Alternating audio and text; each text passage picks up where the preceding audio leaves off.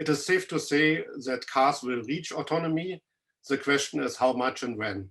So in the next 45 minutes, we are going to talk about that, especially how artificial intelligence is helping, if people really want autonomous driving, if cameras are enough, how it will change business models, and I mean, perhaps most interesting to our audience, what are new opportunities there are for entrepreneurs and the famous German Mittelstand. So that means in the perception space, certainly machine learning, AI, deep neural networks are essential. It just simply would not work the same way as real good, voice recognition and conversational, AI agents, like Google Assistant or Siri, so would not work. But I think a larger obstacles are less the technical space, because we see them already operating very safely, even without a safety driver. Is more, I think, the skepticism of regulators and politicians who have to allow them on the street. And I think that is something that we have to overcome, to have the first test fleets really maybe have, like, let's say, the downtown Munich being just restricted to autonomous vehicles.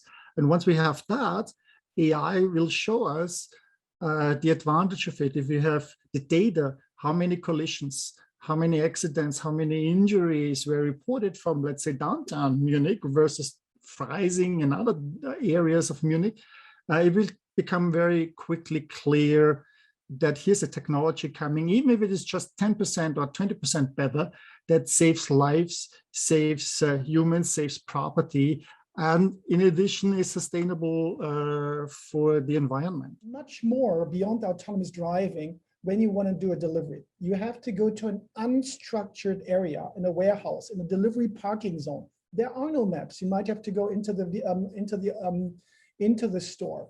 Then it has to be filled up. How do you fill something up that is also accessible by people? So how can the goods get into the truck and out of the truck?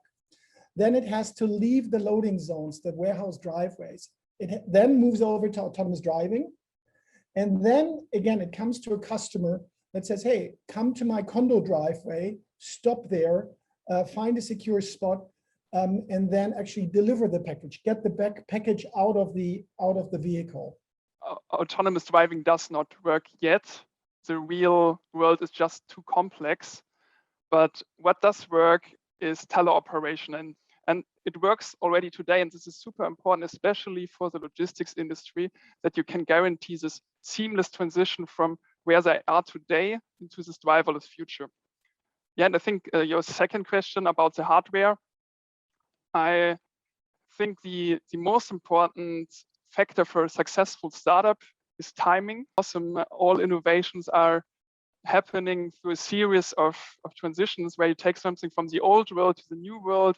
If you look at really simple examples like elevators, the technology established for 150 years, you can still press on a button and connect it to a remote operator. And you can also adapt that to a robo-taxi. I do believe it is true that Germany is leading with this new AV legislation. Autonomous driving is not going to solve all the problems, but it really can help to alleviate some of those pain points. On the full autonomy side, to be very clear, there's a lack of, let's say, belief in the timeline, and so that's something which worries me. I mean, we will see 24, 25, basically the start of autonomy in ownership vehicles. Really urge everyone in that space, make sure that you actually have level 4, chauffeur, autopilot, urban pilot, city pilot, highway pilot, basically in those vehicles 24, 25, 26.